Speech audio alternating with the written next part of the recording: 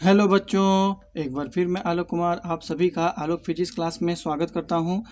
जैसा कि पहले बच्चों हम लोगों ने प्रकाशिकी लेसन को शुरुआत किया था, है ना, 12th क्लास का। ये मेरा चौथा वीडियो है। तो चलिए आज उसी लेसन को आज हम लोग आगे बढ़ाएंगे और हम लोग जानने का प्रयास करेंगे आज की पूर्ण आंतरिक परावर्तन क्या होता है। जिस प्रकार हम लोगों ने पिछले क्लास में बहुत सारे तथ्यों पर हम लोगों ने विचार किया था बच्चों, कि जिसमें सबसे पहला मेरा क्रांतिक कोण आता है, पूर्ण आंतरिक परावर्तन आता है ना। क्रांतिक कोण के बारे में मैंने प्रकाश के तरंगदैर्घ्य के साथ उसका संबंध स्थापित करके मैंने आप लोगों को बताया था कि कौन सा वर्ण का, है ना, क्रांतिक कोण ज़्यादा होता है और कौन सा वर्ण का क्रांतिक कोण कम होता है। साथ ही आज हम लोग जानने का प्रयास करेंगे कि पूर्ण आंतरिक परावर्तन का अनुप्रयोग क्या होता है। पूर्ण आंतरिक परावर्तन के संबंध में भी हम लोगों ने बहुत सारा व्यंजक के बारे में पिछले वीडियो में चर्चा किया था। तो चलिए आज हम लोग उसी चीज़ को आगे बढ़ाएंगे और हम लोग जानने का प्रयास करेंगे कि आखिर पूर्ण आंतरिक परावर्तन का प्रयोग हम लोग अपने दैनिक जीवन में कहाँ कहाँ देखते हैं, है ना। ये एक बहुत ही इंटरेस्टिंग सब्जेक्ट है बच्चों, ये इंटरेस्टिंग टॉपिक्स भी आप कह सकते हैं, है ना, जिससे जानकारी से मुझे बहुत सारा लाभ होने वाला है। तो इस वीडियो को अच्छी तरह से आप देखने का प्रयास करें और बेहतरीन नोट्स बनाने का इसमें प्रयास करिए। आप लोग अपने साथ कॉपी कलम को रखें ताकि मैं जो भी यहाँ चीज़ को लिखूंगा उसका आप, है ना, फटाफट आप लोग अपने कॉपी में नोट कर लेंगे। तो चलिए हम लोग स्टार्ट करते हैं। सबसे पहले हम लोग पूर्ण आंतरिक परावर्तन का उपयोग के बारे में जानेंगे बच्चों, कि प्रिज्म के बारे में। आखिर प्रिज्म में इसका उपयोग हम लोग कैसे करते हैं इसके बारे में चलिए हम लोग जानते हैं। तो देखिए सबसे पहला इसका अनुप्रयोग जो होगा बच्चों, है कि नहीं, या उपयोग हम लोग प्रिज्म के रूप में करते हैं। प्रिज्म के रूप में, है कि नहीं, एक प्रिज्म के रूप में इसका उपयोग किया जाता है। तो प्रिज्म में इसका उपयोग हम लोग कैसे करते हैं इसके बारे में हम लोग है ना, चलिए आगे बढ़ते हैं और जानने का हम लोग प्रयास करेंगे। एक समकोणिक, याद रखिएगा कि एक समकोणीय या समकोणिक जो भी कहिए, कि एक समकोणीय प्रिज्म, है कि नहीं, एक समकोणीय प्रिज्म जिसे हम लोग, है ना, पोरो प्रिज्म भी कहते हैं। इसका दूसरा नाम क्या होता है? पोरो प्रिज्म, है ना। समकोणीय प्रिज्म जो होता है उसका दूसरा नाम होता है बच्चों पोरो प्रिज्म। याद रखिएगा पोरो प्रिज्म होता है कि नहीं। इसको इस प्रकार बनाया जाता है बच्चों ताकि इसका उपयोग जो हम लोग पेरिस्कोप या फिर हम लोग दूरदर्शी, जिसको हम लोग टेलीस्कोप कहते हैं, उसका निर्माण में हम लोग कर सके। इसका उपयोग हम लोग कहाँ कहाँ करते हैं बच्चों? पेरिस्कोप के निर्माण में, है कि नहीं। पेरिस्कोप या फिर दूरदर्शी के, या दूरबीन कहिए या दूरदर्शी कहिए, है ना, दूरदर्शी के निर्माण में इसका उपयोग भी किया जाता है। पेरिस्कोप तो आप लोग जानते ही होंगे बच्चों क्या होता है कि नहीं, उसका हम लोग बाद में चर्चा करेंगे बच्चों कि पेरिस्कोप इस प्रकार का ये होता है, इस प्रकार होता है पेरिस्कोप। इस प्रकार की संरचना होती है।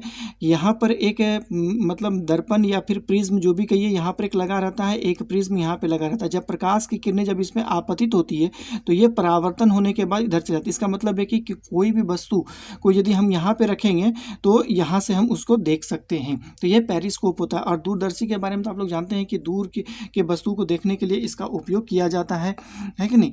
तो चलिए हम लोग आगे पढ़ते हैं कि आखिर इसका उपयोग और हम लोग क्या क्या कर सकते हैं। सबसे पहला होता है प्रिज्म का उपयोग हम लोग कहाँ करते हैं बच्चों, है कि नहीं, एक पेरिस्कोप या फिर दूरदर्शी के निर्माण में करते हैं। इस प्रिज्म का क्या नाम होता है? समकोणीय प्रिज्म, जिसको हम लोग पोरो प्रिज्म भी हम लोग कहते हैं, है ना। तो चलिए देखते हैं और भी हम लोग देखेंगे। तो इस प्रकार के प्रिज्म का देखिए, इस प्रकार के प्रिज्म में देखिए, इस प्रकार के, है ना, देखिए इस प्रकार के प्रिज्म में प्रकाश का, इस प्रकार के प्रिज्म में प्रकाश का पूर्ण आंतरिक परावर्तन होता है। है कि नहीं, प्रकाश का पूर्ण आंतरिक परावर्तन होता है।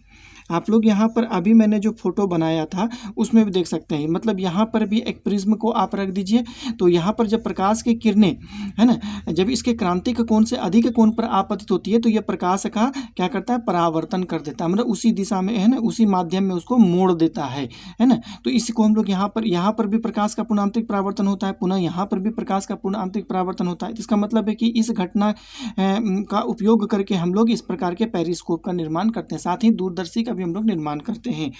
तो यहाँ पर मैं एक लाइन लिखा हूँ बच्चों कि इस प्रकार के प्रिज्म में प्रकाश का पूर्ण आंतरिक परावर्तन होता है, और प्रिज्म के पदार्थ का जो अपवर्तनांक होता है, देखिए कितना होता है, प्रिज्म के पदार्थ का, है कि नहीं, प्रिज्म के पदार्थ का अपवर्तनांक, है कि नहीं, प्रिज्म के पदार्थ का अपवर्तनांक 1.5 होता है कि नहीं। तो इससे हम लोग क्या निकाल सकते हैं बच्चों, हम लोग इससे उसका क्रांतिक कोण निकाल सकते हैं, है कि नहीं, क्रांतिक कोण का मान हम लोग निकाल सकते हैं। कहने का मतलब हो गया कि कैसे निकालेंगे, तो हम लोग समीकरण हम लोग जानते हैं बच्चों कि sine C is equal to 1/μ होता है कि नहीं। तो हम लोग यहाँ पर करेंगे म्यू का वैल्यू को रख देंगे, तो यहाँ पर क्या लिखेंगे, sine C is equal to 1/1.5 होगा। जब इसको हम लोग सॉल्व करने का प्रयास करेंगे बच्चों तो ये लगभग मेरा कितना आता है, 0.0667 आ जाएगा, है कि नहीं, सॉरी 0.0667 आता है बच्चों, इस प्रकार, है कि नहीं, ये होता है। तो इसका मतलब है कि C का वैल्यू यदि हम लोग करेंगे तो ये कितना आ जाएगा मेरा, देखिए साइन इनवर्स 0.6667 होगा। इसको हम लोग यदि डिग्री में बदलेंगे बच्चों तो लगभग आता है 41.81 डिग्री आता है। तो कहने का मतलब हो गया कि इस प्रकार के प्रिज्म के पदार्थ का क्रांतिक कोण का मान 41.81 डिग्री होता है। कहने का मतलब है कि इस कोण से अधिक कोण पर यदि हम प्रकाश का आपतन इस प्रिज्म से कराते हैं तो उसका पूर्ण आंतरिक परावर्तन होगा। यहाँ पे मैं लिख देता हूँ, देखिए इस प्रिज्म में, है कि नहीं, इस प्रिज्म में 41.81 डिग्री से अधिक कोण पर, है ना, अधिक कोण पर प्रकाश के आपतन से, है ना, प्रकाश के आपतन से पूर्ण आंतरिक परावर्तन की घटना संभव हो सकती है। पूर्ण आंतरिक परावर्तन की घटना होती है या हो सकती है। इस बात को आप लोग जानकारी में रखेंगे। तो चलिए हम लोग इसका में और देखते हैं, है कि नहीं, तो और इसका उपयोग हम लोग कहाँ कहाँ कर सकते हैं इस प्रकार के प्रिज्म का। तो इस प्रकार के प्रिज्म का उपयोग, है कि नहीं, इस प्रकार के प्रिज्म का उपयोग, है कि नहीं, इस प्रकार के प्रिज्म का उपयोग प्रकाश को 90 डिग्री या 180 डिग्री के कोण से, है ना, कोण से मोड़ने के लिए किया जाता है कि नहीं, 180 डिग्री या 90 डिग्री के कोण से मोड़ने के लिए किया जाता है। तो इसका उपयोग यहाँ पर भी किया जाता है। पेरिस्कोप और दूरदर्शी के अलावा इसका उपयोग प्रकाश को मोड़ने के लिए किया जाता है। जैसे हम लोग देखते हैं प्रकाश को हम लोग कैसे मोड़ सकते हैं बच्चों, देखिए मान लेते हैं कि ये एक समकोणिक पोरोप्रिज्म है मेरा, है कि नहीं, ये एक समकोणिक पोरोप्रिज्म है और यहाँ से देखिए प्रकाश का आपतन हो रहा है इस प्रकार। यहाँ पर हम लोग इस पे लंब हमको ड्रॉ करना पड़ेगा, तभी पता चलेगा कि ये कितना कोण होगा बच्चों, है कि नहीं। इसमें हम एक लंब ड्रॉ कर देते हैं इस प्रकार। तो ये कोण मेरा कितना है, 45 डिग्री के कोण पर इसका आपतन हो रहा है कि नहीं। हमको कहते हैं कि ये 45 डिग्री के कोण पर इसका आपतन हो रहा है ना। तो अब जब ये प्रकाश का पूर्ण आंतरिक परावर्तन होगा तो ये इस दिशा में चले आएगा। तो आप लोग देख पा रहे हैं कि प्रकाश का कितना हो रहा है, 90 डिग्री कोण से ये मुड़ गया, है कि नहीं। तो इस प्रकार हम लोग प्रकाश की किरणों को 90 डिग्री के कोण से मुड़ने में भी इसका हम लोग उपयोग करते हैं। आप देख पा रहे होंगे कि प्रकाश की किरणें 45 डिग्री कोण, क्योंकि इस प्रकार के प्रिज्म का क्रांतिक कोण का मान 41 होता है। इस कोण से अधिक कोण पर यदि प्रकाश का हम लोग आपतन कराते हैं तो पूर्ण आंतरिक परावर्तन होता है। तो कहने का मतलब 41 है ना 8 डिग्री कोण से अधिक है 45 डिग्री कोण, इसका मतलब है इस किरण को 45 डिग्री के कोण से इस प्रिज्म पर मैंने आपतित कराया तो प्रकाश का पूर्ण आंतरिक परावर्तन हुआ और प्रकाश 90 डिग्री के कोण से मुड़ जाता है। उसी प्रकार हम लोग दूसरा उदाहरण भी हम लोग देख सकते हैं इस प्रकार कि प्रकाश को 180 डिग्री के कोण से भी हम लोग इसमें मोड़ सकते हैं। तो कैसे मोड़ेंगे, मान लेते हैं कि बच्चों कि इस सतह पर एक लंब मैंने ड्रॉ कर देता हूँ, पहले ही ड्रॉ कर देता हूँ। अब यहाँ से मैंने प्रकाश का आपतन कराया इस प्रकार, ये प्रकाश का आपतन हुआ। तो कितना कोण से इसका आपतन करा रहे हैं, तो इसको हम लोग 45 डिग्री के कोण पर इसका मैंने आपतन कराया। अब ये प्रकाश क्या होगा, 90 डिग्री के कोण से यहाँ पर मुड़ेगा इस प्रकार। यहाँ पर भी देख पा रहे होंगे कि 45 डिग्री का कोण बनता है, ये वाला कोण 45 डिग्री का कोण होता है और पुनः ये प्रकाश की किरणें इधर आ जाती है। तो इसका उपयोग करके हम लोग प्रकाश को 180 डिग्री के कोण से हम लोग मोड़ सकते हैं। तो देखिए इस दिशा में है कि नहीं गया और इसी दिशा में वापस लौट आया, इसका मतलब है कि प्रकाश की किरण को 180 डिग्री के कोण से हम लोग मोड़ते हैं। तो चलिए हम लोग आगे बढ़ेंगे बच्चों और हम लोग जानने का इसका उपयोग करेंगे हीरा का चमकना, है कि नहीं। इसका दूसरा उपयोग जो होता है बच्चों वो हीरा का चमकना होता है। हीरा कैसे चमकता है इसके बारे में हम लोग देखेंगे। देखिए हीरा का चमकना, देखिए हीरा जो होता है बच्चों, है कि नहीं, उसके लिए क्रांति का कोण का मान है कि नहीं कितना होना चाहिए वो उसके अपवर्तनांक पर निर्भर करता है। तो हम लोग यहाँ पर एक अपवर्तनांक लेते हैं हीरा का बच्चों। तो देखिए हीरा का अपवर्तनांक मुख्यतः, है कि नहीं, हीरा का अपवर्तनांक, है कि नहीं, हीरा का अपवर्तनांक मुख्यतः कितना होता है, 2.5 होता है। हीरा का अपवर्तनांक मुख्यतः 2.5 होता है कि नहीं। इस अपवर्तनांक से संबंधित, देखिए इस अपवर्तनांक से संबंधित, अब यहाँ देख रहे हैं कि इस अपवर्तनांक से, है कि नहीं, इस अपवर्तनांक से संबंधित हीरा का क्रांतिक कोण, है कि नहीं, हीरा का क्रांतिक कोण 24 डिग्री होता है कि नहीं, 24 डिग्री होता है। अब आप लोग अच्छी तरह समझ पाए होंगे कि हीरा क्यों चमकता है कि नहीं, कि हीरा का अपवर्तनांक जो होता है वो 2.5 होता है। इस अपवर्तनांक से संबंधित हीरा का क्रांतिक कोण 24 डिग्री होता है। इसका मतलब है कि यदि हम लोग प्रकाश की किरण को यदि इस कोण से अधिक कोण पर 25 डिग्री 26 डिग्री के कोण पर यदि हीरा पर आपतित कराते हैं तो वो पूर्ण आंतरिक परावर्तन के, है ना, घटना से वो उसी दिशा में लौट आती है। तो जो प्रकाश हीरा पर आपतित होती है वही प्रकाश लौट आती है, हमारे आंख तक पड़ती है, जिसकी वजह से हमको हीरा चमकता हुआ महसूस होता है। तो इसका मतलब है कि अब हीरा को आप लोग भी जानते होंगे कि हीरा को चमकने के लिए उसको तराशने की आवश्यकता होती है। तो हीरा को तराशा जाता है ताकि उसके सतह का कोण जो होता है 24 डिग्री हो जाए, है कि नहीं, इस प्रकार उसको किया जाता है। देखिए हीरा को तराशने पर हीरा को तराशा जाता है कि नहीं, हीरा को तराशा जाता है और उसके सतह को, है कि नहीं, और उसके सतह को इस प्रकार बनाया जाता है, और उसके सतह को इस प्रकार बनाया जाता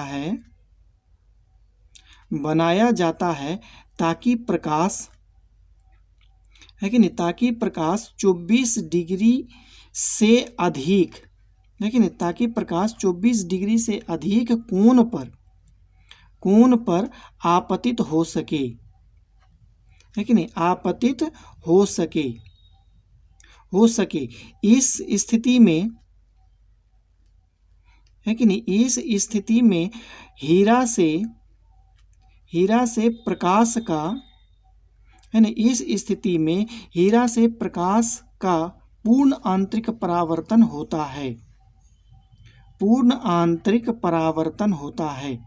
इस स्थिति में हीरा से प्रकाश का पूर्ण आंतरिक परावर्तन होता है और प्रकाश, है कि नहीं, पूर्ण आंतरिक परावर्तन होता है और प्रकाश लौटकर, है ना, और प्रकाश लौटकर हमारे आँखों में पड़ता है, हमारे आँखों में पड़ता है, जिससे हीरा चमकता हुआ प्रतीत होता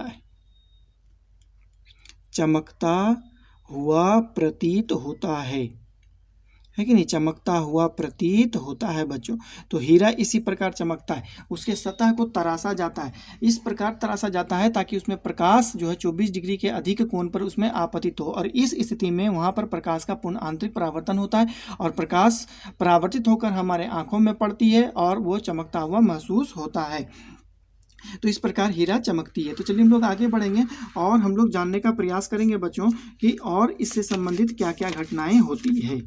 देखिए, इसका तीसरा जो अनुप्रयोग है बच्चों, वो है मृग मरीचिका का बनना, है कि नहीं, मृग मरीचिका का बनना।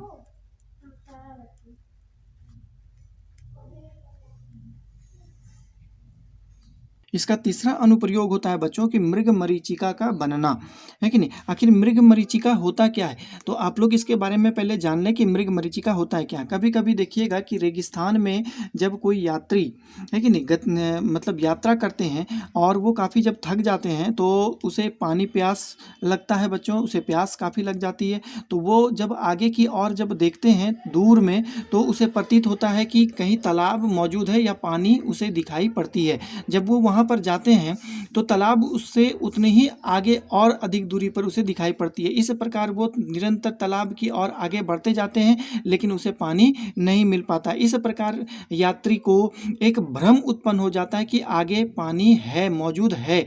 तो इस प्रकार की घटना को हम लोग मृग मरीचिका कहते हैं। बात समझ में आ गया होगा बच्चों कि अधिकांशतः मृग मरीचिका जो होती है ना, वो एक भ्रम की स्थिति है। भ्रम कैसे स्थिति है, वो पानी का भ्रम होना उसको हम लोग कहते हैं। मान लीजिए कि रेगिस्तान है बच्चों, यहाँ पर हम चल रहे हैं और यहाँ पर मुझे प्रतीत हो रहा है कि यहाँ पर पानी है। तो जब मैं चलता हुआ यहाँ पर जब पहुँचूंगा तो पानी पुनः आगे की और मुझे दिखाई पड़ता है। तो इसको एक भ्रम की स्थिति उत्पन्न हो जाती है कि मृग मरीचिका वहाँ पर बन रहा है। तो इसी को हम लोग मृग मरीचिका कहते हैं। तो मृग मरीचिका आखिर कैसे बनता है, चलिए इसके बारे में हम लोग जानने का प्रयास करेंगे। और साथ में ही हम लोग ये भी हम लोग देखेंगे कि बच्चों की मृग मरीचिका में कि यदि उसके निकट में यदि कोई पेड़ है कि नहीं। आप जानते हैं कि यदि तालाब के निकट में यदि कोई पेड़ रहता है तो पेड़ का परछाई जो है देखिएगा कि पानी में बनता है ना, पेड़ का इमेज जो है वो पानी में बनता है कि नहीं, जिससे आदमी को पता चल जाता है कि नहीं कि वहाँ पर पानी मौजूद है। इसी प्रकार रेगिस्तान में भी होता है कि मृग मरीचिका के द्वारा जो होती है, किसी भी कोई यदि लंबे पेड़ होते हैं, जैसे ताड़ का पेड़ होते हैं, खजूर का पेड़ होते हैं, तो इस प्रकार का पेड़ का इमेज जो होता है उसे सतह पर दिखता हुआ प्रतीत होता है कि नहीं, जिसके वजह से आदमी को भ्रम हो जाता है कि वहाँ पर जरूर पानी है, मौजूद है, जिसके वजह से वो पेड़ का इमेज वहाँ पर बन रहा है। तो उसे उस प्रकार पानी का आभास वहाँ पर होता है और वहाँ पर जब जाते हैं तो उसे पानी नहीं मिल पाता। इस प्रकार को भी हम लोग मृग मरीचिका भी कहते हैं बच्चों। आप लोग गर्मी के दिनों में जब साइकिल से या किसी बाइक से जब आप लोग सड़क पर यात्रा कर रहे होते हैं तो आपको प्रतीत होता होगा कि सड़क के आगे पानी बिछा हुआ है या पानी गिरा हुआ है, लेकिन जब आप वहाँ पर जाते हैं तो आपको पता नहीं चलता है कि वहाँ पर पानी। तो इसको हम लोग अपने ही एरिया में गर्मी के दिनों में मृग मरीचिका को हम लोग भी देख सकते हैं। तो चलिए हम लोग आज जानने का प्रयास करते हैं कि आखिर ये बनता कैसे है मृग मरीचिका, है ना। तो हम लोग देखिए गर्मी के दिनों में आखिर होता क्या है बच्चों, जनरली होता है क्या कि सतह में यहाँ पर मान लेते हैं कि एक सतह है कि पृथ्वी की सतह है या बालू या मौजूद जो भी है, कोई भी सतह है, ठोस सतह होनी चाहिए कुछ भी। तो जब सूरज की रोशनी जब इस सतह पर जब पड़ती है तो सतह के निकट की वायु काफ़ी गर्म हो जाती है और गर्म वायु धीरे धीरे ऊपर की ओर उठती है कि नहीं, गर्म वायु धीरे धीरे ऊपर की उठती है। तो सतह के नज़दीक की वायु इतनी गर्म हो जाती है कि नहीं, इतना ज़्यादा गर्म हो जाता है कि ये विरल माध्यम हो जाता है और उसके सापेक्ष इसके ऊपर की वायु जो होती है वो ठंडी ही होती है, ठंडी होती है। बात समझिएगा कि बालू जो होते हैं, बालू आप देखेंगे रेगिस्तान में बालू होती है और जब वो सूरज की रोशनी जब उसमें पड़ती है तो बालू काफ़ी गर्म हो जाता है, तो उसके निकट की वायु जो होती है वो भी गर्म हो जाती है, जिसकी वजह से यहाँ पर विरल माध्यम बन जाता है, यहाँ पर विरल माध्यम होता है। लेकिन उसके ठीक ऊपर में यहाँ पर जो होता है वायु ठंडी होती है, इस है ना, इस सतह के सापेक्ष यहाँ की वायु ठंडी होती है, जिसके वजह से ये सघन माध्यम होता है।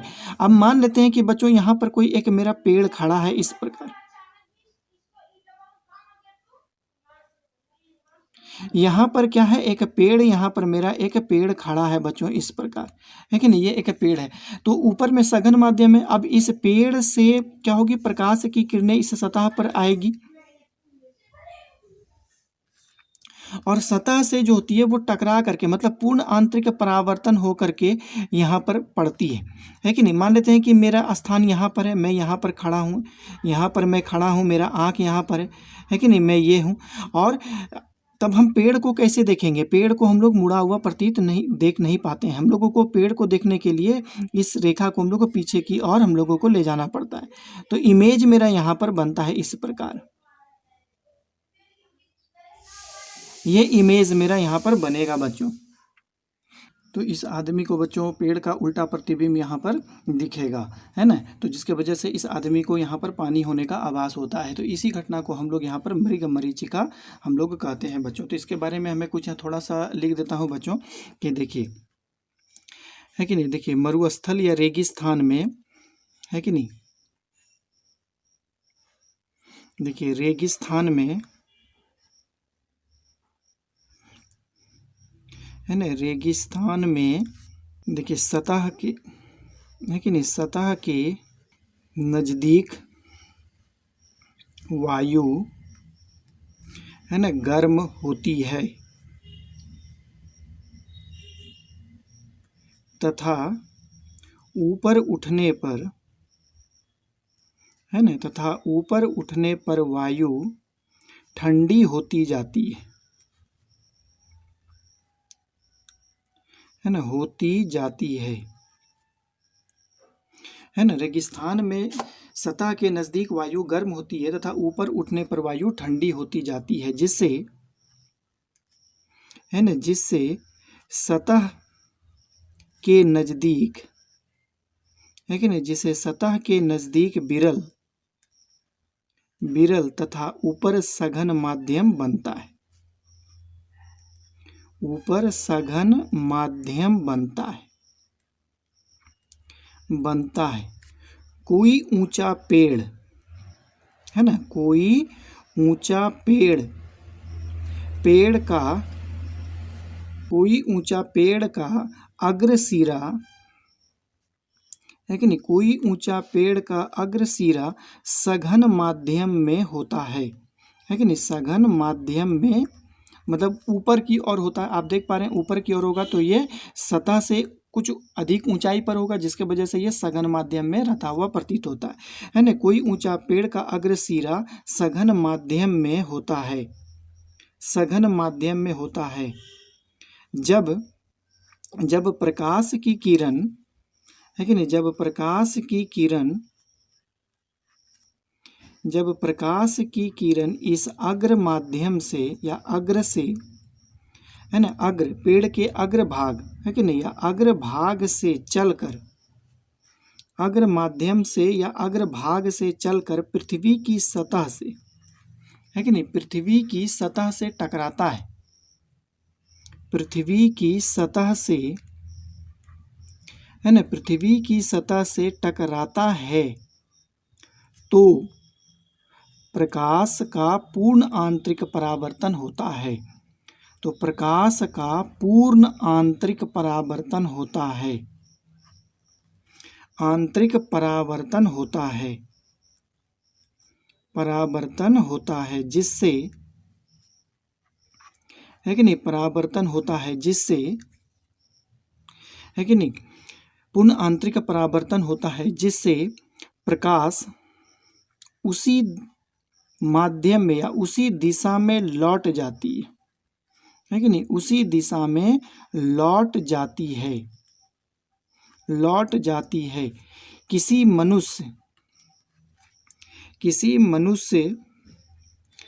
मनुष्य के जब आँखों में पड़ती है कि नहीं, किसी मनुष्य के जब आँखों में पड़ती है तो, है ना, तो वह मनुष्य पेड़ का उल्टा प्रतिबिंब, है ना, पेड़ का उल्टा प्रतिबिंब,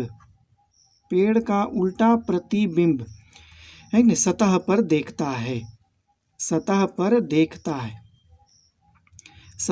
देखता है, जिसे, है कि नहीं, जिससे उसे उस स्थान पर, है ना, पानी होने का, पानी होने का, है कि नहीं, पानी होने का भ्रम उत्पन्न होता है, पानी होने का भ्रम उत्पन्न होता है, इसे मृग मरीचिका कहते हैं, है कि नहीं, इसे मरीचिका कहते हैं बच्चों। तो इस बात को आप लोग समझने का प्रयास करिए, मरीचिका किस प्रकार बनता है आप लोग समझ में आ गया होगा। ऐसा बच्चों हमको ध्रुवीय प्रदेशों में भी हम लोगों को देखने को मिलता है, ध्रुवीय प्रदेशों में भी हम लोगों को देखने को मिलता है। कभी कभी ध्रुवीय प्रदेशों में क्या होता है कि नाव का उल्टा प्रतिबिंब जो होता है आकाश में मुझे दिखाई पड़ता है, उल्टा नाव का, मतलब आप जानते हैं कि ध्रुवीय प्रदेशों में बर्फ जमे होते हैं, तो वहाँ पर जो नाव चल रही होती है तो उसका उल्टा प्रतिबिंब आकाश में मुझे कभी कभी दिखाई पड़ता है। तो इसका मतलब यहाँ पे उसके बारे में हम लोग चर्चा करते हैं कि ध्रुवीय प्रदेशों में, लेकिन ध्रुवीय प्रदेशों में नाव का, है कि नहीं, नाव का उल्टा प्रतिबिंब आकाश में दिखाई पड़ता है कि नहीं, आकाश में दिखाई पड़ता है, उल्टा प्रतिबिंब आकाश में दिखाई पड़ता है बच्चों। इस बात को आप नोटिस करिएगा, कैसे दिखाई पड़ता है। तो चलिए इसके बारे में हम लोग जानकारी लेते हैं बच्चों। ध्रुवीय प्रदेशों में आप जानते हैं कि सतह के नज़दीक की वायु जो होती है वो काफ़ी ठंडी होती है कि ध्रुवीय प्रदेशों में सतह के नज़दीक की वायु जो होती है वो काफ़ी ठंडी होती है ना, काफ़ी ठंडी होती है। अब देखिए यहाँ पर क्या होता है कि जब ठंडी वायु होती है तो इसका मतलब है कि ये सघन माध्यम का निर्माण करेगा बच्चों, ये सघन माध्यम बनाएगा, है कि नहीं। नाव यहाँ पर मेरा मौजूद है, इस प्रकार यहाँ पर मान लेते हैं कि नाव मौजूद है हमारा, और इस सघन माध्यम से प्रकाश की किरणें चलती है कि नहीं, प्रकाश की किरणें, और इस यहाँ पर क्या होगा, विरल माध्यम होगा। ऊपर में जैसे जैसे ऊपर की ओर उठेंगे तो वायु गर्म होती जाती है थोड़ी मोड़ी सतह से, क्योंकि सतह पर बर्फ जमी होती है। ध्रुवीय प्रदेशों में सतह पर बर्फ जमी होती है, इसका मतलब यहाँ की वायु ठंडी होगी। वायु ठंडी होने की वजह से ये सघन माध्यम यहाँ पर नज़दीक बन जाता है, लेकिन धीरे धीरे जब हम ऊपर की ओर उठते हैं तो वायु गर्म होती जाती है, जिसकी वजह से वायु विरल हो जाती है। अब यहाँ पर देखिए, जब प्रकाश की किरणें कि सब सघन माध्यम से विरल माध्यम की ओर जाएगी, इस प्रकार जब प्रकाश की किरणें सघन माध्यम से विरल माध्यम की ओर जाती है तो विरल माध्यम का कोई भी एक लेयर हम यहाँ पर देख लेते हैं कि ये दो माध्यम को अलग कर रहा है, इस प्रकार यहाँ पर, है ना। यहाँ तक सघन माध्यम है और यहाँ पर विरल माध्यम है। इसका मतलब विरल माध्यम पे जब वो जैसे ही वो टकराती है तो वो क्या होती है, वो मुड़ जाती है, इस प्रकार, है कि नहीं, ये इस प्रकार मुड़ जाती है। तो यहाँ पर सतह पर जो व्यक्ति मौजूद होगा बच्चों, यहाँ पर मान लेते हैं कि कोई एक व्यक्ति है कि नहीं, जो कि ध्रुवीय प्रदेशों में आया है, तो उसको क्या नज़दीक क्या पता प्रतीत होगा कि इस नाव का उल्टा प्रतिबिंब उसको यहाँ पर दिखाई पड़ेगा, इस प्रकार, है कि नहीं। यहाँ पर उसको उल्टा प्रतिबिंब नाव का इस प्रकार उसको लटका हुआ दिखाई पड़ता है। यहाँ से प्रकाश की किरणें चलती है इस प्रकार, है कि नहीं। तो जब वो देखेगा कि नाव का उल्टा प्रतिबिंब, नाव यहाँ पर चल रहा है तो जस्ट उसका उल्टा प्रतिबिंब उसको यहाँ पर दिखाई पड़ता है। तो यहाँ पर ये भी मृग मरीचिका की घटना इसको भी कहा जाता है बच्चों, है कि। तो आगे और भी इसका होता है बच्चों कि जैसे कि हम लोग यहाँ पर जाते हैं कि, है ना, ऑप्टिकल फाइबर में इसका उपयोग किया जाता है कि नहीं, ऑप्टिकल फाइबर में इसका हम लोग ऑप्टिकल फाइबर में इसका उपयोग हम लोग करते हैं। ऑप्टिकल फाइबर क्या होता है बच्चों, हम लोग इसके बारे में हम लोग जानकारी लेते हैं। ऑप्टिकल फाइबर देखिए क्या होता है, सूचना को एक स्थान से दूसरे स्थान तक पहुंचाने के लिए ऑप्टिकल फाइबर का उपयोग किया जाता है कि नहीं। अब सूचना क्या होता है, जैसे कि मान लीजिए कि हम लोग टेलीफोन से हम लोग बात करते हैं, है कि नहीं, तो हमारा जो आवाज़ होता है या फिर कोई भी जैसे कि पिक्चर होता है, आवाज़ होता है या कोई मैसेज होता है, तो सबसे पहले वो जब, है कि नहीं, जब स्टेशन में पहुँचता है, रेडियो स्टेशन में जब पहुँचता है या फिर जहाँ पर इसका एनालिसिस होता है, जो सेंटर होता है एनालिसिस सेंटर में जब पहुंचता है, तो उस सिग्नल का, वॉइस सिग्नल हो चाहे वो मैसेज सिग्नल हो, है कि नहीं, किसी प्रकार के सिग्नल को सबसे पहले उसको एक रेडियो सिग्नल के रूप में कन्वर्ट कर दिया जाता है कि नहीं। इलेक्ट्रोमैग्नेटिक वेव, विद्युत चुंबकीय तरंग के रूप में उसको कन्वर्ट कर दिया जाता है। तो जब विद्युत चुंबकीय तरंग के रूप में जब उसको कन्वर्ट किया जाता है तो उसको एक स्थान से दूसरे स्थान तक भेजने की आवश्यकता होती है। तो यदि उसको विद्युत तरंग के रूप में, मतलब विद्युत ऊर्जा के रूप में यदि उसको बदल दिया जाए, जैसा यहाँ पर बात हम करना चाहेंगे कि यदि उसको विद्युत ऊर्जा के रूप में यदि बदल दिया जाए और किसी भी तार के द्वारा जब उसको भेजा जाए उस सिग्नल को, तो आप समझते हैं कि कोई न तार ऐसा दुनिया में मौजूद नहीं होता है कि जिसका प्रतिरोध नहीं होता है कि नहीं, हर एक तार में प्रतिरोध मौजूद होता है। तो जब वो विद्युत धारा है कि नहीं, जो मेरा सिग्नल को कन्वर्ट किया गया है, जब वो विद्युत धारा जब उस तार से होकर के गुजरेगा तो काफ़ी अधिक दूरी तक जाने में उसकी शक्ति में प्रतिरोध के कारण ह्रास हो जाएगा। तो हम मुझे क्या प्राप्त होगा, तो जो सिग्नल उत्पन्न हुआ है जिस स्थान से, वो हूबहू वही सिग्नल आगे बहुत अधिक दूरी तक नहीं पहुंच पाता है, क्योंकि उसकी क्षमता में ह्रास हो जाती है, उसकी शक्ति में ह्रास हो जाती है, उसकी तीव्रता घट जाती है, तो है ना। अब यहाँ पर हम लोग बात करते हैं बच्चों विद्युत चुंबकीय तरंग के रूप में, है कि नहीं। यदि सिग्नल को यदि हम लोग विद्युत चुंबकीय तरंग के रूप में, मतलब विद्युत चुंबकीय तरंग क्या है, यदि प्रकाश, विद्युत चुंबकीय तरंग का मतलब होता है प्रकाश, मतलब प्रकाश भी एक विद्युत चुंबकीय तरंग होती है ना। तो उसको हम लोग किसके रूप में बदलते हैं, रेडियो वेव या माइक्रोवेव, इस प्रकार के तरंगों में हम उसको कन्वर्ट कर देते हैं। और एक छोटी पतली पतली है ना रेसे नुमा एक संरचना होती है, मैं यहाँ पर काफ़ी मोटा करके उसको दिखा रहा हूँ, जिसका इसके ऊपरी सतह, ये एक तार है, ये एक तार है, बहुत पतली तार होती है, बहुत मतलब है कि नहीं, ये एक रेसे नुमा संरचना, रेसा जितना पतला होता है उतना ही पतला एक ये तार भी होती है, लेकिन मैं यहाँ पर फोटो में इसको मोटा करके यहाँ पर दिखा रहा हूँ। जिसकी ऊपरी सतह, जो यहाँ पर जो सतह होती है, इसको सतह को चिकनी बना दी जाती है, चमकीला बना दिया जाता है, इस प्रकार, है कि नहीं, इसको काफ़ी अधिक चमकीला यहाँ पर बना दिया जाता है। और जो मैंने रेडियो सिग्नल या फिर है ना माइक्रोवेव, जो मेरा सिग्नल को कन्वर्ट किया हुआ है, जैसे आवाज़ को मैंने कन्वर्ट किया रेडियो वेव में, है कि नहीं, तो अब उस सिग्नल को इस यहाँ पर अप्लाई किया जाता है, मैंने आरोपित इसमें भेजा जाता है। तो इस सिग्नल को इस पर आरोपित किया जाता है, कितने कोण, क्रांतिक कोण से अधिक कोण पर यहाँ पर आपतित कराया जाता है, जिसकी वजह से सिग्नल का पूर्ण आंतरिक परावर्तन होता है कि नहीं। ये परावर्तन होते होते बारंबार परावर्तन होता है, जिसके कारण जो होती है वो सिग्नल बहुत अत्यधिक दूरी तक गति कर लेता है। और एक खासियत बात है कि पूर्ण आंतरिक परावर्तन होने से प्रकाश की तीव्रता में हानि नहीं होती है। यहाँ पर दो बातें होती है बच्चों। जब हम एक दर्पण लेते हैं, दर्पण में भी प्रकाश का परावर्तन होता है कि नहीं, दर्पण में भी प्रकाश का परावर्तन होता है। ये दर्पण है, इसमें प्रकाश का परावर्तन हुआ, लेकिन यहाँ पर एक सतह है जिसमें प्रकाश इसमें पड़ती है और इस प्रकाश का पूर्ण आंतरिक परावर्तन होता है। तो आप लोग जान पा रहे हैं, ये परावर्तन है, ये पूर्ण आंतरिक परावर्तन। यहाँ है ना, दर्पण में प्रकाश के परावर्तन से तीव्रता में हानि होती है। प्रकाश की तीव्रता जो होती है, जितनी बार उसका परावर्तन होगा दर्पण से, प्रकाश की तीव्रता उतनी घटती जाती है। ये बात को याद रखिएगा, है कि नहीं। किसी दर्पण से जब प्रकाश का परावर्तन होता है तो प्रकाश की तीव्रता प्रत्येक परावर्तन में, प्रत्येक बार जितनी बार परावर्तन हो रही है उतना बार उसकी तीव्रता घटती जाती। वहीं यदि किसी सतह से जब प्रकाश का पूर्ण आंतरिक परावर्तन होता है तो क्या होता है बच्चों कि उस प्रकाश की तीव्रता में हानि नहीं होती है ना।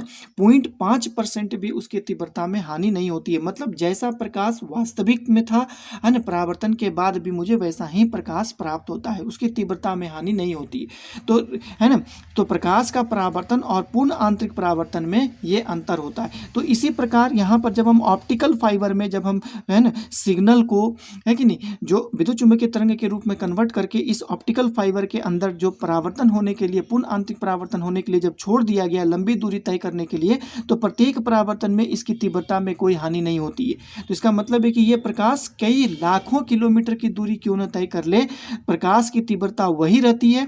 यहां पर जो तीव्रता होगी वही तीव्रता यहां पर मुझे प्राप्त होती है बच्चों। तो इस बात को आप लोगों को जानकारी रखना होगा।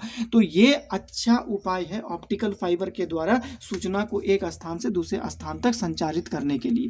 तो ऑप्टिकल फाइबर का उपयोग भी हम लोग सूचना के स्थानांतरण के लिए करते हैं, और इस स्थानांतरण के लिए हम लोग पूर्ण आंतरिक परावर्तन का उपयोग करते हैं। पूर्ण आंतरिक परावर्तन का उपयोग, है कि नहीं, पूर्ण आंतरिक परावर्तन का, है कि नहीं, पूर्ण आंतरिक परावर्तन का उपयोग ऑप्टिकल फाइबर में,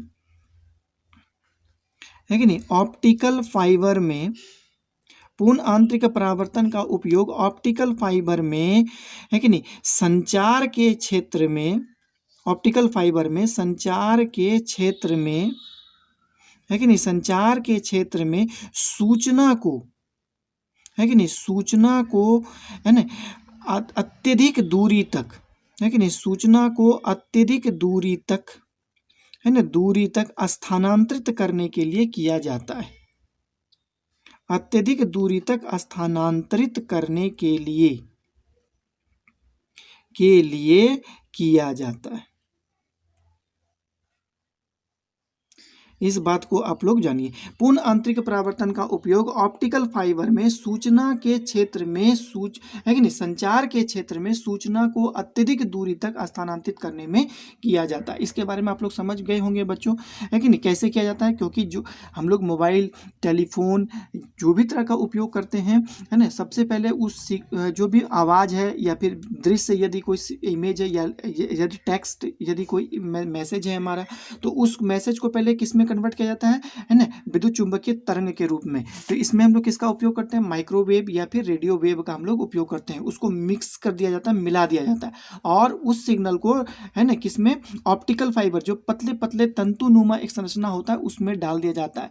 और कई किलोमीटर, लाखों दूरी तक, पूरे भारत में यहाँ तक भी कह सकते हैं कि आप लोग, है ना, वो जाल बिछी होती है ऑप्टिकल फाइबर का। आप लोग देखते होंगे कि जब किसी क्षेत्र में जब नया टावर मोबाइल फ़ोन का जब लगाया जाता है, तो ज़मीन में एक तार बिछाई जाती है, जहाँ पे जगह जगह गड्ढे बना बना करके।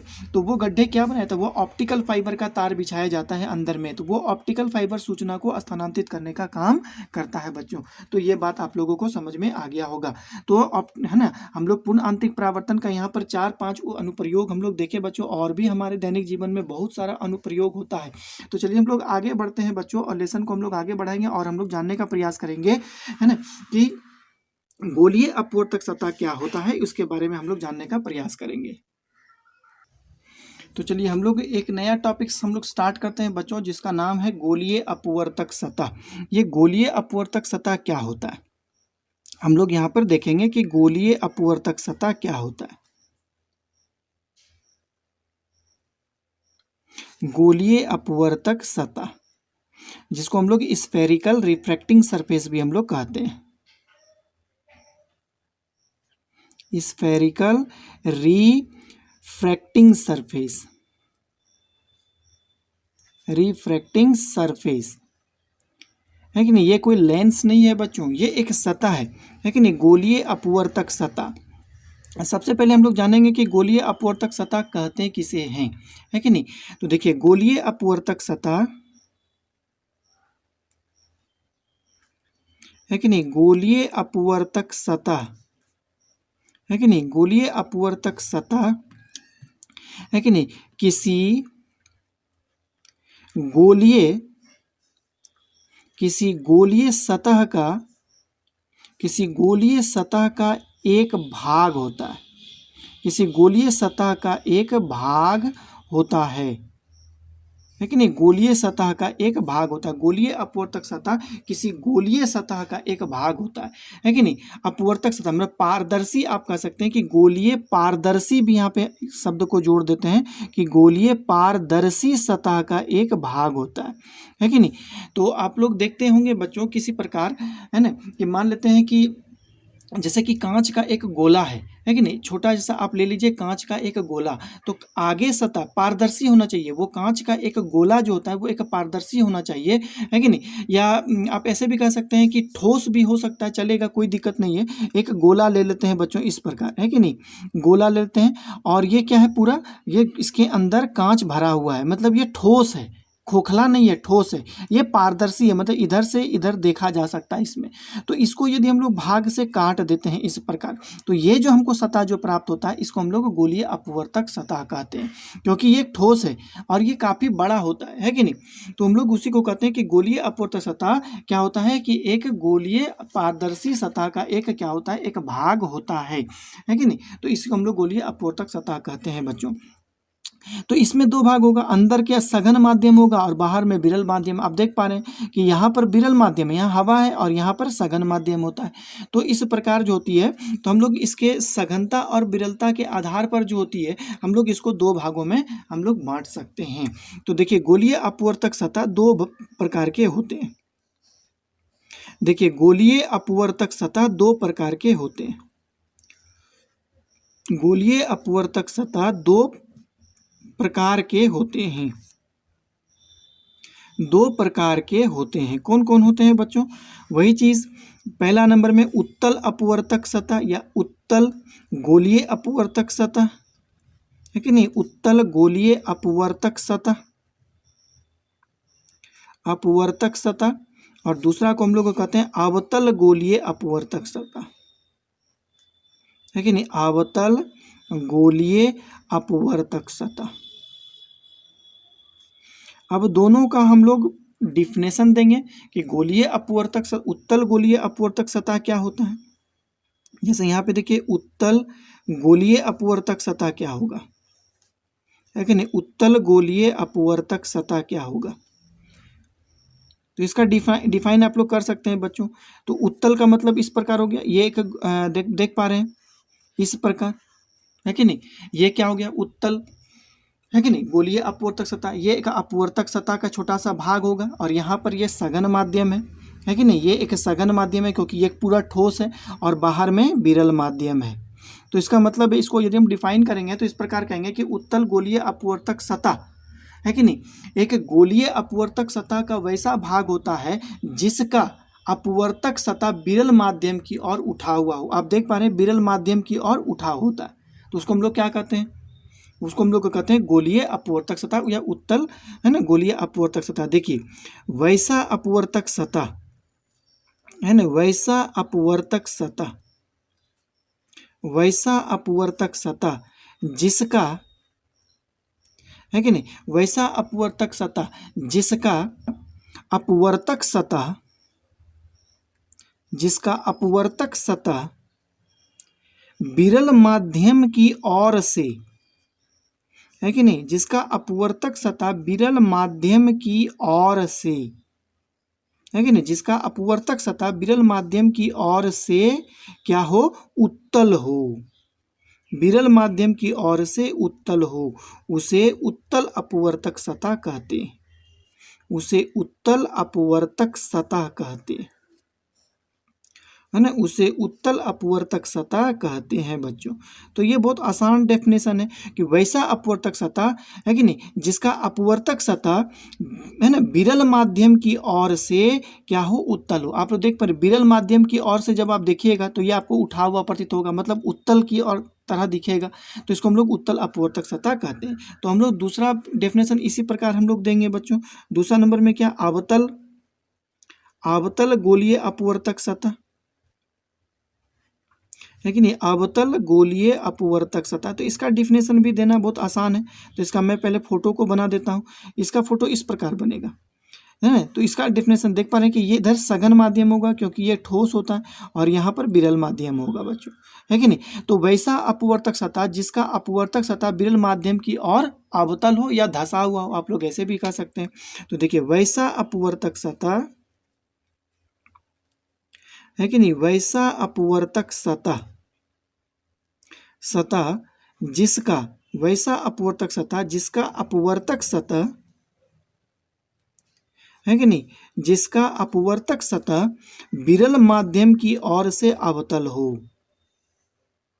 है ना, विरल माध्यम की ओर से, है ना, विरल माध्यम की ओर से अवतल हो, विरल माध्यम की ओर से अवतल हो, उसे, है कि नहीं, उसे अवतल गोलीय अपवर्तक सतह कहते हैं, है कि नहीं, उसे अवतल गोलीय हटाइए, अवतल अपवर्तक सतह कहते हैं, है ना, उसे अवतल अपवर्तक सतह कहते हैं बच्चों। तो दोनों का डिफिनेशन इसी प्रकार दिया जाता है। हम लोग जानते हैं कि गोलीय अपवर्तक सतह क्या होता है। सबसे पहले कि गोलीय अपवर्तक सतह वैसा सतह होता है जो किसी, है ना, ठोस गोलीय पारदर्शी सतह का एक भाग होता है, उसको हम लोग गोलीय अपवर्तक सतह कहते हैं। ये दो प्रकार के होते हैं, एक होते हैं, है ना, उत्तल गोलीय अपवर्तक सतह, दूसरा नंबर में अवतल गोलीय अपवर्तक सतह। उत्तल, है ना, अपवर्तक सतह किसको कहते हैं कि वैसा अपवर्तक सतह जो विरल माध्यम की ओर से उत्तल हो, है ना, और अवतल किसको कहते हैं कि वैसा अपवर्तक सतह जो विरल माध्यम की ओर से अवतल हो, उसको हम लोग अवतल अपवर्तक सतह कहते हैं। तो इसमें भी बहुत सारे भाग होते हैं बच्चों। तो अपवर्तक सतह का देखेंगे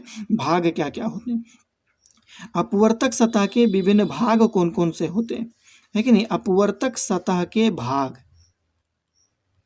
है कि नहीं, अपवर्तक सतह के भाग कौन कौन से होते हैं, है कि नहीं। तो हम पहले, सबसे पहले यहाँ पर इसका दोनों का फोटो छोटा छोटा करके हम बना देना चाहते हैं बच्चों। इस प्रकार मान लेते हैं कि ये मेरा उत्तल अपवर्तक सतह हो गया और ये मेरा अवतल अपवर्तक सतह है, इस प्रकार। तो सबसे पहला ये इसका ध्रुव होगा, है कि नहीं, इसको हम लोग P से इंडिकेट करते हैं। ये इसका क्या हो गया, ध्रुव है P, और ये इसका वक्रता केंद्र हो गया C। यहाँ पर अब इसका वक्रता केंद्र इधर की ओर होगा बच्चों, है कि नहीं। हम दोनों को विभाजन करने के लिए यहाँ पर एक लाइन दे देते हैं ताकि पता चलेगा ये, है कि नहीं। ये दोनों लाइन है, तो ये आपका C हो गया, क्योंकि इसकी वक्रता त्रिज्या इधर होगी। अब दोनों को यदि हम लोग मिला देंगे बच्चों, इसको तो हम लोग वक्रता त्रिज्या कहेंगे, इसको भी हम लोग वक्रता त्रिज्या कहते हैं। थोड़ा सा और आगे बढ़ा देंगे तो ये मुख अक्ष हो जाएगा इस प्रकार, है कि नहीं। और ये जो होगा, इस बिंदु को हम लोग ए नाम दे देते हैं, इसको हम लोग बी नाम दे देते हैं। यहाँ से इस दोनों को ऐसे करके मिला देंगे तो ये इसका द्वारक हो जाएगा। ये ए हो गया और ये बी होगा, इस दोनों को यदि हम लोग मिला देंगे तो ये इसका द्वारक हो जाता है। तो ये बात आप लोग जानते होंगे। तो चलिए हम लोग इसका एक एक करके हम लोग डिफाइन करते हैं, एक एक पार्ट। पहला नंबर में सबसे पहला ध्रुव क्या होता है, जिसको हम लोग पोल कहते हैं, है ना। देखिए, अपवर्तक सतह का मध्य बिंदु ध्रुव कहलाता है कि नहीं। अपवर्तक सतह के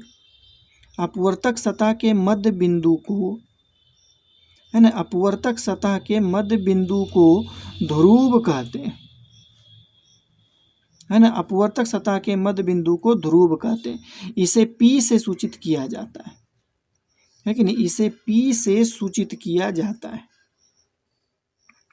इसे P से सूचित किया जाता है, हो गया। दूसरा नंबर में होता है वक्रता केंद्र। वक्रता केंद्र, देखिए, अपवर्तक सतह, है कि नहीं, अपवर्तक सतह जिस गोलीय सतह का भाग होता है कि नहीं, जिस गोलीय सतह का भाग होता है, जिस गोलीय सतह का भाग होता है कि नहीं, जिस गोलीय सतह का भाग होता है, उस गोलीय सतह के केंद्र को, है कि नहीं, उस गोलीय सतह के केंद्र को, उस गोलीय सतह के केंद्र को वक्रता केंद्र कहते हैं, है कि नहीं, वक्रता केंद्र कहते हैं। इस बात को समझें आप लोग।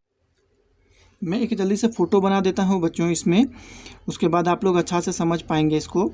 ये क्या है, उत्तल अपवर्तक सतह, और ये क्या है, अवतल अपवर्तक सतह। इस प्रकार है कि नहीं, इस प्रकार है कि देखिए, ये इसका ध्रुव मैंने अभी कहा, ये इसका वक्रता केंद्र हो गया, ये इसका ध्रुव है बच्चों, और इसकी वक्रता केंद्र इधर होगी, है ना। और ये इसकी वक्रता त्रिज्या है, ये इसकी वक्रता त्रिज्या। थोड़ा सा इसको आगे बढ़ा दीजिएगा तो ये मुख अक्ष हो जाएगा बच्चों, है ना। इसका नाम मैंने ए दिया था, यहाँ भी ए है, ये भी ए है, ये भी ए है। यदि इसको मिला दिया जाए तो ये मेरा द्वारक प्राप्त होता है, इस प्रकार ये द्वारक होगा।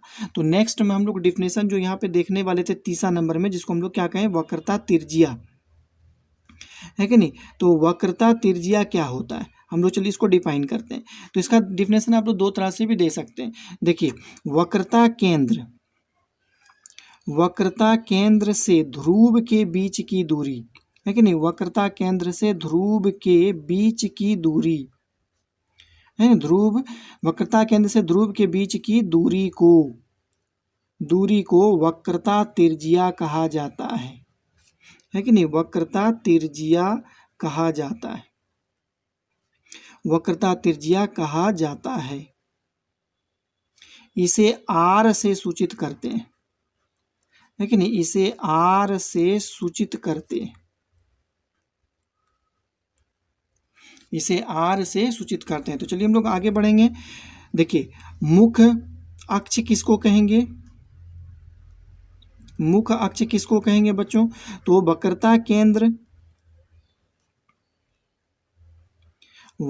केंद्र तथा, है ना, वक्रता केंद्र तथा ध्रुव को मिलाने वाली रेखा, ध्रुव को मिलाने वाली रेखा को, है कि नहीं, वक्रता केंद्र तथा ध्रुव को मिलाने वाली रेखा को मुख अक्ष कहते हैं, मिलाने वाली रेखा को मुख अक्ष कहते हैं, मुख अक्ष कहते हैं। पांचवा नंबर में द्वारक क्या होता है, द्वारक क्या होता है, अपवर्तक सतह की चौड़ाई को द्वारक कहा जाता है कि नहीं। अपवर्तक सतह की अपवर्तक सतह की चौड़ाई को, है ना, अपवर्तक सतह की चौड़ाई को ध्रुव कहते हैं, है ना, अपवर्तक सतह की चौड़ाई को ध्रुव कहते हैं। तो इस बात को आप लोग समझे बच्चों, है कि नहीं। तो चलिए हम लोग अब देखते हैं बच्चों इसके बारे में, विभिन्न भागों के बारे में हम लोगों ने चर्चा किया, जिसमें सबसे पहला ध्रुव था, वक्रता केंद्र था, वक्रता त्रिज्या, मुख अक्ष और द्वारक, इतना ही इसका भाग होता है। तो चलिए हम लोग आगे बढ़ेंगे, और जिसको हम लोग कार्तिक चिन्ह भी कहते हैं, कार्टेशियन, है ना, साइन कन्वेंशन रूल भी हम लोग कहेंगे, तो देखेंगे। चलिए हम लोग इसका देखेंगे। देखिए अपवर्तक सतह का, है ना, अपवर्तक सतह के लिए, है ना, अपवर्तक सतह के लिए चिन्ह परिपाटी, है कि नहीं, अपवर्तक सतह के लिए चिन्ह परिपाटी का प्रयोग करते हैं, है कि नहीं, चिन्ह परिपाटी, जिसको हम लोग साइन कन्वेंशन रूल फॉर, है कि नहीं, रिफ्रैक्टिंग सरफेस भी हम लोग कहते हैं। तो सबसे पहले इसकी हम लोग, चलिए परिपाटी देने से पहले हम लोग इसका कुछ अवधारणा को जान लेते हैं, इसमें क्या क्या अवधारणा होती है कि नहीं। इस अवधारणा को जानना बहुत ही महत्वपूर्ण बात होती है। तो सबसे पहला हम लोग यहाँ पर जानेंगे, देखिए कोई भी गोलीय अपवर्तक सतह जब हम लोग लेंगे तो इसका द्वारक छोटा होगा। तो पहला नंबर में क्या होगा, देखिए गोलीय अपवर्तक सतह का द्वारक छोटा होता है, गोलीय अपवर्तक सतह का, गोलीय अपवर्तक सतह का द्वारक छोटा होता है ना, गोलीय अपवर्तक सतह का द्वारक छोटा होता है बच्चों, पहला हो गया। उसके बाद दूसरा नंबर में आता है कि जो भी यहाँ पर हम वस्तु का प्रयोग करेंगे प्रतिबिंब को निर्माण करने के लिए, है कि नहीं, और प्रतिबिंब बनेगा, उस वस्तु का जो प्रतिबिंब बनेगा दोनों ही बिंदुवत होगा, है कि नहीं। यहाँ पे क्या लिखेंगे, वस्तु तथा प्रतिबिंब, है ना, वस्तु तथा प्रतिबिंब दोनों बिंदुवत होते हैं, दोनों बिंदुवत होते हैं, दोनों बिंदुवत होते हैं बच्चों, इस बात को आप लोग याद रखिएगा, है कि नहीं। तीसरा नंबर में इसमें जो आपका पॉइंट है या अवधारणा है वो ये है कि देखिए आपतित किरण, अपवर्तित किरण तथा, है ना, वक्रता त्रिज्या मुख अक्ष के साथ जो कोण बनाएगी वह कोण बहुत छोटा होगा। ये तीन बात याद रखना है। हमने क्या कहा कि आपतित किरण,